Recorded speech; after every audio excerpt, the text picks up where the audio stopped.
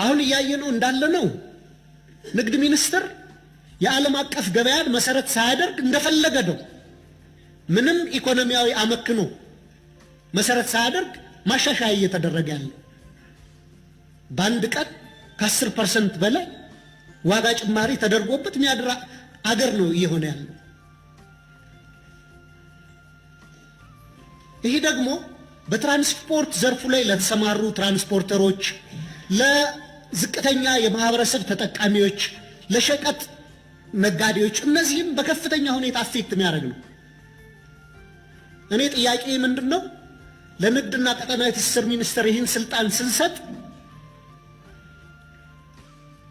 ዋጋን ከዓለም አቀፍ ዋጋ ጋር መሰረት አድርጎ እንዲያሻሽል የሚያደርግ ገደብ ለምንድን ነው ማናስቀምጥበት? እንደ ህዝብ ተወካይ ምክር ቤቱ ዓላማው አስፈጻሚውን መቆጣጠር ነው።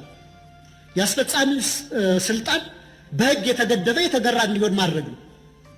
ስለዚህ በፈለገው ሰዓት በወር አንዴ እየተነሳ እስከ 10 ብር የሚጨምርበት አገር እንዲሆን ያን ስልጣን ለቀን የሰጠነው ለምንድን ነው? አዋጁ በግልጽ ከዓለም አቀፍ ገበያና ከኢትዮጵያ ተለዋዋጮች ጋር የተያዘ የዋጋ ማሻሻያን ማድረግ እንደሚችልና ያን ማድረግ ካልቻለ ደግሞ በተለይ ቋሚ ኮሚቴው ቁጥጥር የሚያደርግበትን መካኒዝም የነዳጅና ኤነርጂ ባለስልጣንም ሊቆጣጠርበት የሚችልበትን መካኒዝም አላካተተም።